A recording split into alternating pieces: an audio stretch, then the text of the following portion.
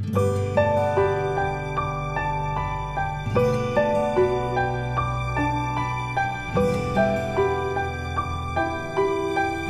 여러분 안녕하세요. 반갑습니다. 네, 오늘은요, 제가 어제 친한 친구로부터 전화 한 통을 받았는데요. 그 사연을 듣고 나니까 너무 생각하는 게 많고 또 놀라서 여러분과 한번 나눠보려고 합니다.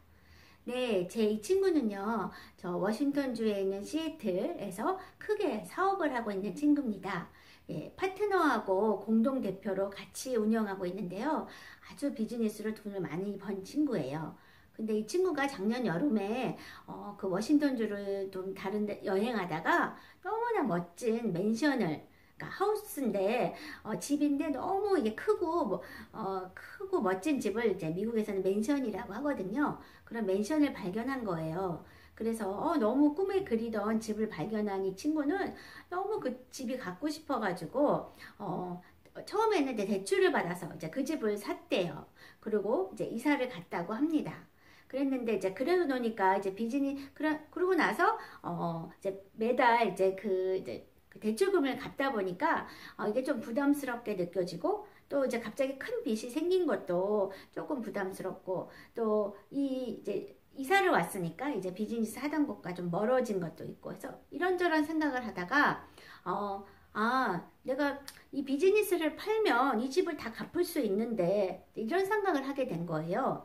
그래서 자기 비즈니스를 그 같이 운영하던 파트너에게 그 집을 팔면 이 집을 다 갚을 수 있고, 또 자기는 거기서 이제 멀리 왔다 갔다 하고 안 다녀도 되고, 또 자기는 그 다음에 또 구상하던 비즈니스가 있으니까 그걸 내가 이제부터 혼자 하면 되겠지. 이렇게 생각을 하고서 이제 그 집을 다 갚기 위해서 그 비즈니스를 이제 팔았다고 합니다. 팔고 이제 이 집에 이사 와서 이제 잘 하루하루 꿈 같은 제 나날을 보내고 있었는데요.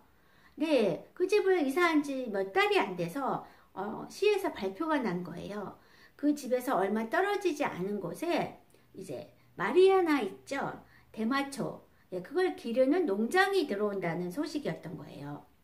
근데 여러분, 그 마리아나 대마초는요, 그 자라는 동안에도 또 그거를 이렇게 말려갖고 파는 그 샵에도 그 특유의 냄새가 난답니다. 특유의 냄새가 이렇게 자랄 때도 냄새가 나고, 또 그 냄새가 또 그 건물에도 배이고 집에도 배이고 좀 그런다고 해요. 예, 워싱턴주는 마리아나를 통증 완화제로 인정해서 합법화해서 마리아나를 살 수 있는 그런 주거든요. 그러다 보니 마리아나 농장이 이제 거기 이제 세워지게 되는 거였죠. 그러다 보니까 그 냄새 때문이고, 또 동네에 마리아나 밭이 들어온다는 것 때문에 그 집값이 다들 폭락을 한 거예요. 그래서 이 집이 워낙 큰 집이다 보니까 큰 땅에 이렇게 있어서 주위에 집이 많이 있지도 않대요. 그러니까 주위에 집들이 또 많이 있으면 그거를 막 항의하는, 우리 동네에 마리아나 못 온다 뭐 이렇게 뭐 할 수도 있지만, 그렇게 막 뚝뚝 떨어져서 집이 몇이 없고 이러니까 힘이 없죠. 그러다 보니 그냥 집값만 팍 폭락을 해버린 거예요.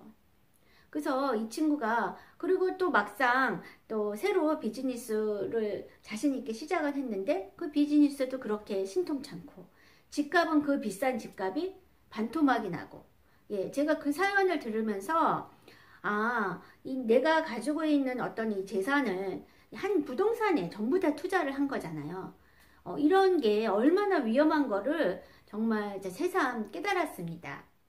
네, 그래서 이제 이런 얘기를 들으면서 내가 있는 이 자산을 어떤 한 군데에 이렇게 부동산이나 이렇게 한 군데에 이렇게 몰려서 투자하는 게 얼마나 위험한 일인가 절실히 깨닫게 되었어요. 여러분, 이런 말 많이 들어보셨죠? 뭐 위험 자산이니 안전 자산이니 뭐 자산 분배니 배분이니 뭐 이런 말 많이 들어보셨잖아요. 그래서 제가 이 친구의 사연을 들으면서 이래서 이런 말들이 있구나, 그런 생각을 했습니다. 네, 그러면 여러분 내가 아무리 조금 있다 하더라도 이 조그만한 자산을 잘 지키고 유지하고 또 좀 더 불리고 하려면 어떻게 해야 될까요? 네, 많은 자산 전문가들이 얘기해 주는 게 있죠. 네, 위험 자산과 안전 자산을 잘 배분해서 골고루 이렇게 배분시켜 놓으면 내 자산이 그만큼 안전하다. 네, 그렇다면 안전 자산이 뭘까요? 안전 자산은 바로 금, 뭐 은, 그런 거, 그 다음에 뭐 달러, 원, 이런 현금, 아니면 뭐 채권 같은 그런 오르고 내려가는 기폭은 많이 없지만 항상 그 가치를 부여받는 그런 안전한 자산이 있고요. 그 다음에 위험 자산은 뭐가 있을까요? 바로 대표적인 예로 주식이 있겠죠. 네, 이 주식이 안 그래도 올해 2월에 한번 폭락했다더니 지금 요즘에 주식이 폭락했다고 하더라고요. 그러면 내 있는 자산을 주식에 모두 투자하신 분들은 어떻게 되셨겠어요? 다 많은 손해를 보셨겠죠.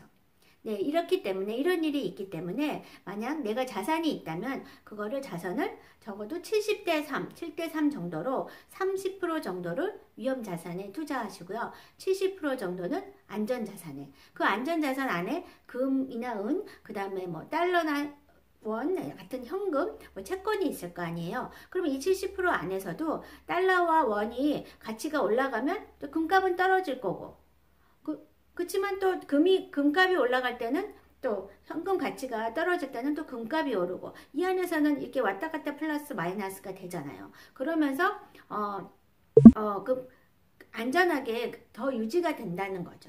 그렇기 때문에 안전자산을 항상 그렇게, 그리고 위험자산. 또 어떤 분은 이런 분들이 있어요. 나는 안전하게 투자해. 항상 나는 민감주도 있고 방어주도 있고 가치주도 있고 성장주도 있고 이렇게 골고루 투자해. 뭐 그렇게 얘기해 주시면 그것도 어쨌든 안에 주식 안에 있기 때문에 전체적으로 주식이 폭락할 때는 이게 아무리 안전주고 뭐 이랬더라도 전체적으로 폭락할 수밖에 없는 거거든요. 그 자산 분리를 그렇게 착각하시는 분들도 많더라고요. 예, 주식 안에서 뭐 민감주, 방어주, 뭐 이름도 많아. 지만 그거는 전체적으로 주식은 위험 자산이기 때문에 한번 이렇게 폭락하면 왕창 손해를 볼 수 있다는 거 명심하시기 바래요. 그래서 조금이라도 있는 내 자산을 안전하게 지키고 싶으시면요. 안전자산, 뭐 금이 너무 비싸면 은이라도, 금이나 은이나 달러라든가 또 한국 돈이라든가 또 채권, 이런 안전한 자산을 조금이라도 보유하시고, 그 다음에 이제 조금 한 30% 정도를 주식이나 뭐 펀드 같은데 한번 투자해 보시고, 이렇게 해서 잘 밸런스를 보시면서 자산을 잘 정리해서 귀한 자산이 없어지지 않도록 하시는 그런 현명한 자산가가 되시기 바라겠습니다.